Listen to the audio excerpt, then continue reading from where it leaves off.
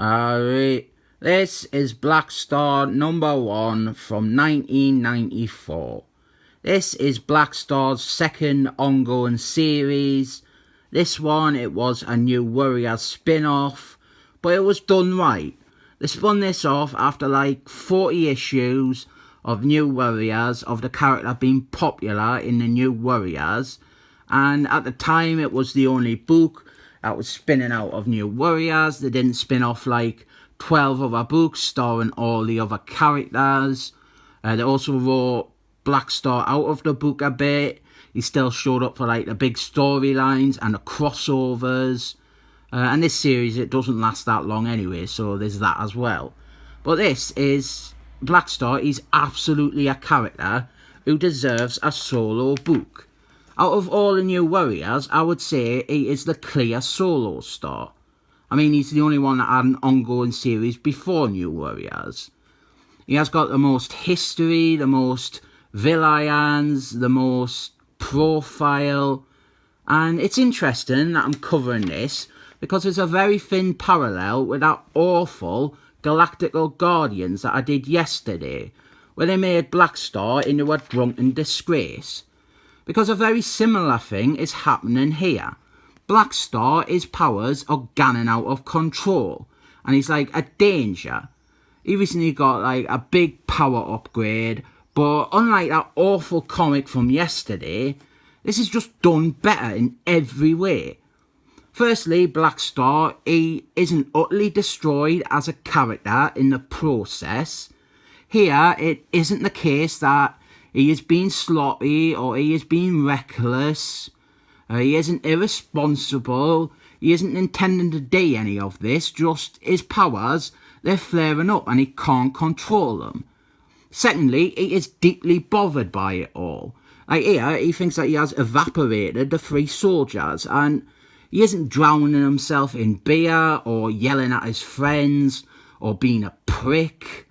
And finally, this story here, it doesn't follow on from about 6 years of huge cosmic stories where Black Star has been defined by being like an amazingly powerful hero who is mature and totally in control. Here we have got the shi'ar Empire. They are hunting Black Star because of his new powers. And we get a handy recap here of his history, his origin, how he got his powers. That's his family, dad, mum, brother. There he is fighting some of the baddies from his first solo series. There he is fighting his arch enemy, Egyptian Phineas. There he is with the New Warriors down there. It was this series though that did something with Black Star that I wasn't keen on. And that is, it properly cemented the whole Green Lantern's rip-off elements. The original series and stories by Mark Wolfenstein, they weren't outright cribbing from Green Lanterns. Black Star, he had a very similar origin. But the book, it was more like, what if Spider-Man had Green Lantern's origin, rather than just being like Marvel's version of Green Lanterns. But here, Fabian Nicieza, he writes this series, by the way. He's also the writer of New Warriors, obviously. Should have mentioned all that at the start of the video. He only writes like the first few issues of this book, then I think someone else takes over. But in this, and in the New Warriors story arc that led to this book, he introduced a new Black Star Corps, and it's just very blatantly amping up the whole Green Lantern's ideas. This is just like full on, just the Green Lantern's corpse. This is a long comic, by the way. It is double-sized. Here we have got some downtime moments with his missus, and I have no idea what became of this girl. I think she was kind of fridged to have Black Star get with Seagirl. Well, actually, I'll do a video in the next few days about the next Black Star solo series. That one properly screwed this character. And it was by a famous, horrible bully boy from the Twitter machine. Can you guess who? Here we have got Black Star reuniting with his friends. his supporting cast from his original series, and it's always kind of nice to see this and see how all these characters have grown up. By the way, make note of that, them being grown up, because in a few days when I do that next video, you will see all these characters be de-aged about 7 years. But the main superhero plotline here is that the shi'ar Empire, they are hunting Black Star. And this is where the action gets going. He fights the soldiers.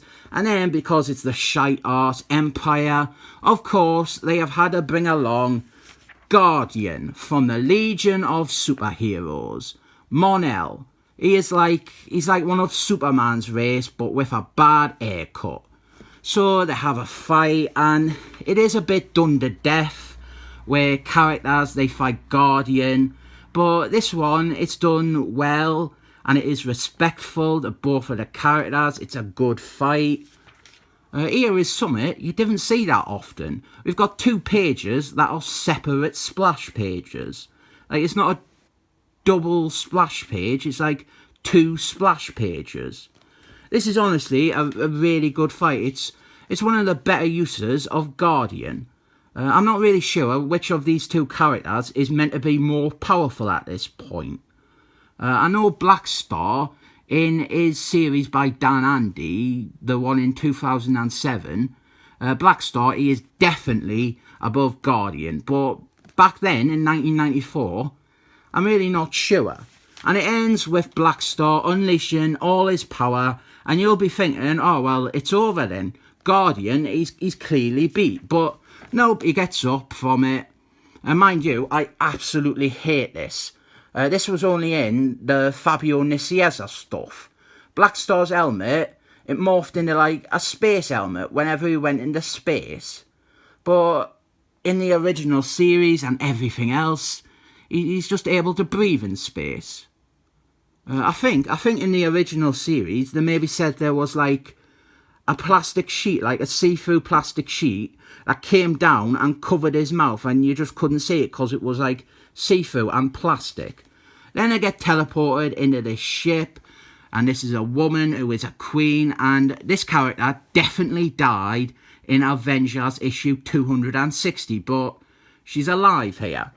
We end with Black Star winning a victory by getting the last punch in, and then out of nowhere, there really hasn't been any foreshadowing to this at all. There hasn't been any hint of it.